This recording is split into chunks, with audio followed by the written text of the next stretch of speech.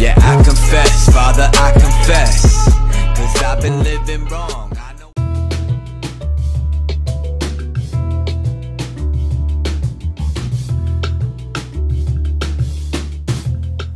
Welcome back to New World Next Week. I'm James Corbett of CorbettReport.com. And I'm James Evan Pilato of MediaMonarchy.com. Virtual flag terror is here. We have 3 developing stories on this 280th episode of New World Next Week, and they're all basically about rage clicking in the year of divide and conquer. Story the first, via activist post in what will likely be an historic leak. Not only George Soros, but his Open Society foundations and a number of groups supported by Soros were hacked to the tune of 2,576 files, which have already been released by DC Leaks.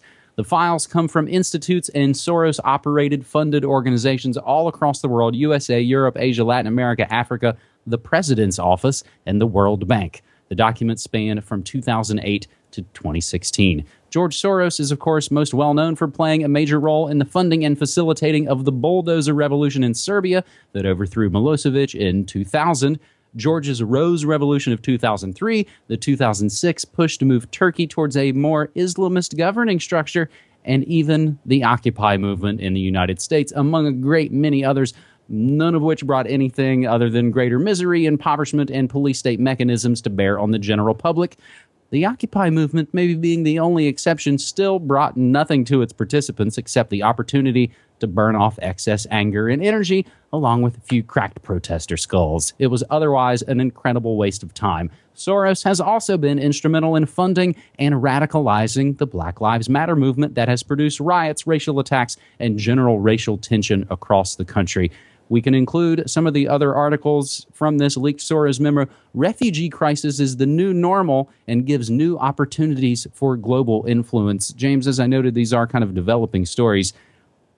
What do we make of all of this? Because as we've noted now for many, many years, and I think as Webster Tarpley coined the phrase, it's virtual flag terrorism. There's no real way to exactly know who's doing what to who. That's true. I think we can get caught up more on the who's doing it rather than what is being revealed. And that's the entire strategy with the DNC leak, is to go, oh, it's Russian hackers. So don't look at any of the actual material here. Don't look at the things that we're actually doing behind the scenes, because it's Russians. And that's the strategy they're trying. That's not the important part of this story. In fact, even for people, especially for people who know, for example, from episode 113 of the Corbett Report, Meet George Soros, know about Soros and all the shady stuff that he's involved in, it's tempting to take this and just dismiss it as, nothing. We already knew all of this kind of, dismissal.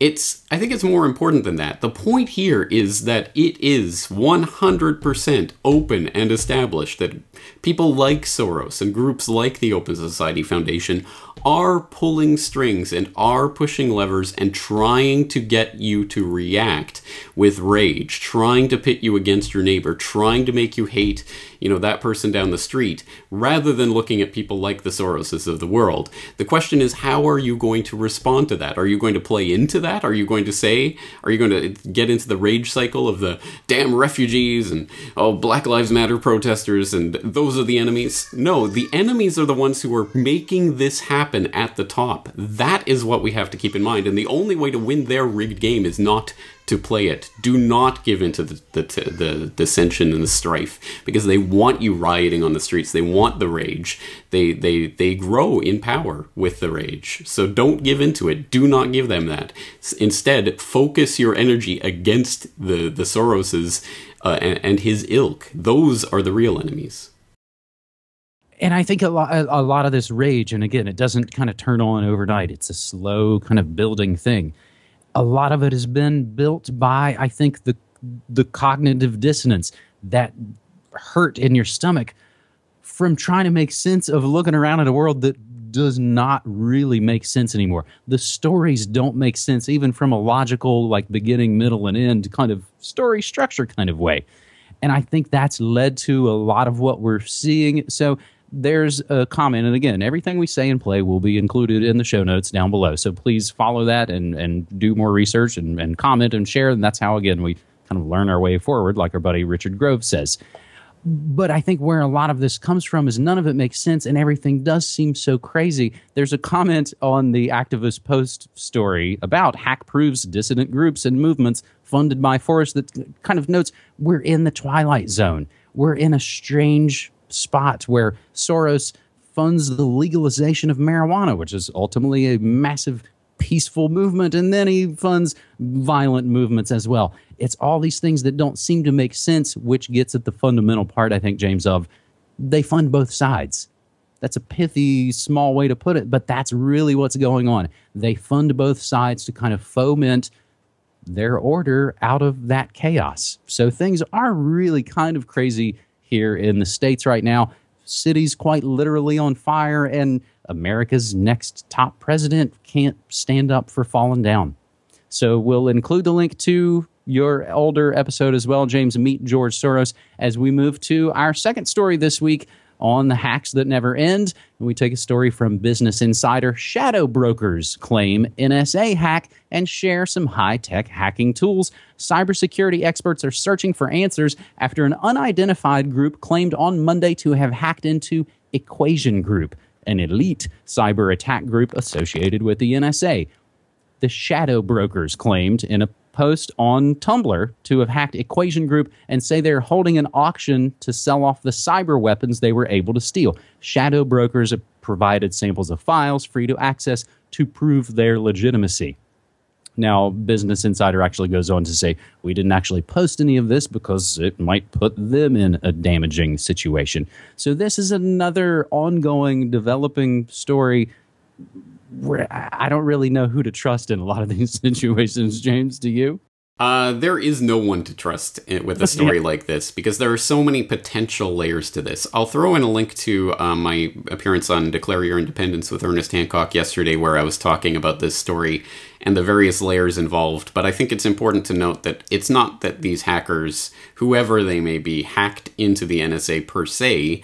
It seems that they hacked into a malware staging server for the NSA. Of course, the NSA doesn't mount their malware attacks on others from their own servers. They have servers around the world that they use for those purposes. It looks like someone was hacking into this. Snowden, for whatever that's worth, is on Twitter saying that this is probably Russia, and it's probably them sending a warning to the US to say, we know whatever you were doing on this particular malware staging server, we know it because we were monitoring it. And he thinks that that's kind of a chess game about the DNC leaks and, you know, don't blame us because we have goods on you kind of thing. Again, take all of this for whatever it's worth. I mean, it's just layer upon layer of the onion, and who knows who this shadow banking or shadow broker group is, or what their real agenda is, or whether it's the NSA itself doing it to itself. I mean, I don't know. There's so many different possibilities here.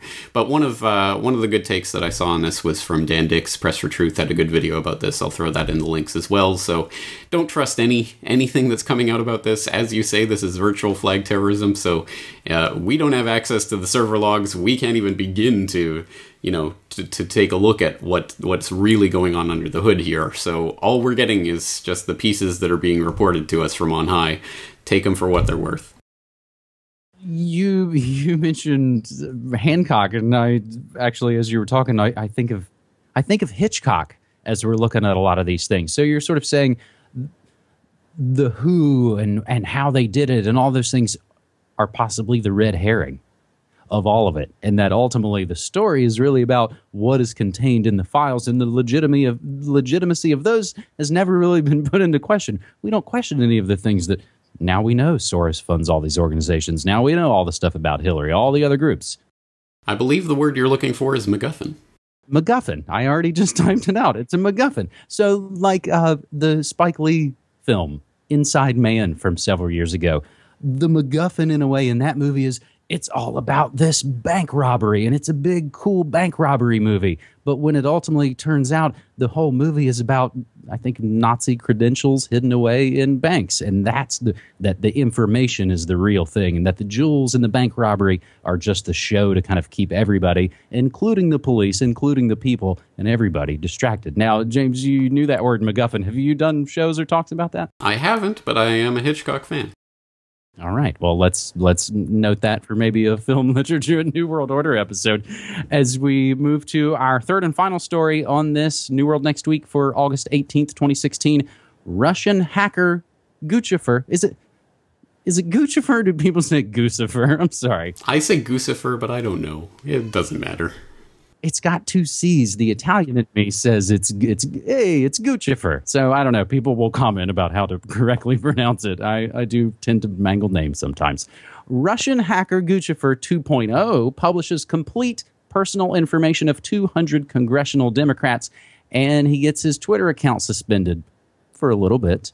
The Twitter account of Guccifer 2.0, the hacker who claimed responsibility for leaking a trove of Democratic National Committee documents, was suspended less than 24 hours after dumping fresh DNC data. Last Friday, the hacker wrote a blog post taking credit for a fresh leak from the Democratic Congressional Campaign Committee. That's the DCCC link, so you need kind of a spreadsheet to follow along. He published an Excel spreadsheet containing the mobile phone numbers and email addresses of every Democrat in the House of Representatives, as well as passwords to DCCC files to substantiate his claim. The hacker, who had actively been using Twitter to publicize his leaks, has since had his account suspended, but it's been reinstated. You can go to it right now and see that he's retweeting and doing all the normal Twitter things. Enter another character onto this drama. WikiLeaks claimed that the suspension was related to the publication of the DCCC documents. And again, we don't really know who to believe anymore, whether or not this is Guccifer or Guccifer, or whether he's Russian or what. James? Look, here's the thing about this. He's running a WordPress.com site. He's on Twitter. You know, I mean, it's not like the NSA can't bring to bear their multi-gajillion dollar, tech, spying tech to find out who this guy is and where he is and, nab him. If they really wanted to. That's the thing about this. Who is allowed to leak, and what are they allowed to leak, and why are they allowed to leak it? Because it has to be seen in that context, especially when the NSA is the internet and the internet is the NSA. They know where this guy is, and they can shut him down at any time. And clearly, like Twitter, they shut him down for a little while, but okay, you can keep going, keep leaking. I mean, either, it doesn't even necessarily mean that whoever this Guccifer is, maybe it could be a real person who really believes that they're really leaking, but if you're being allowed to leak this stuff, that puts it in a different game, because clearly there's someone upstairs who's not unhappy with what you're doing, and we have to think about why that is, and what is the end purpose of all of this, and does it just serve to fan the flames of the Summer of Rage? It definitely does that, and that's I think a thing to remember sort of too. In the gaming world and all those certain areas, we hear those stories about swatting, about sending SWAT team to someone's house on false pretenses. The people who do that are busted immediately.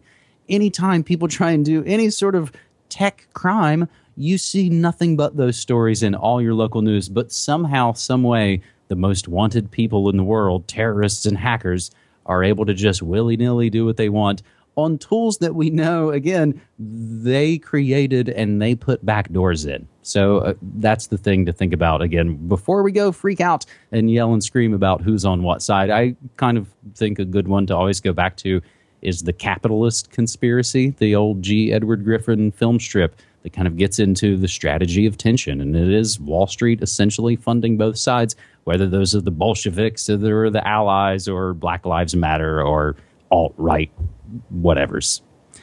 James, there is a little bit of good news, I suppose.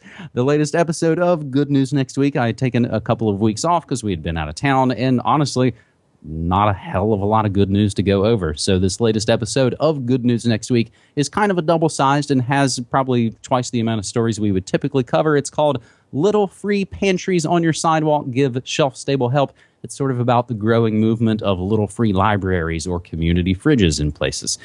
Also, Ireland jails banksters and Canada frees patsies on that Good News Next Week episode. James, the only other thing I will mention is not even a hashtag New World Next Week story, although you can pretty much be up to date on everything going on in the world using that hashtag. One last article, I think, that kind of points out, again, the Twilight Zone crazy world that we're in. The musical question is asked, who got us into these endless wars? And the answer from Pat Buchanan is the Council on Foreign Relations. we'll include that article. And again, everything that we say will be included in the show notes for these episodes, James. You could say a lot about the times we're living through, but you can't say they're boring. Well, anyway, we are documenting them. Thank you again for the stories. Talk to you again next week. All right, man. Thanks.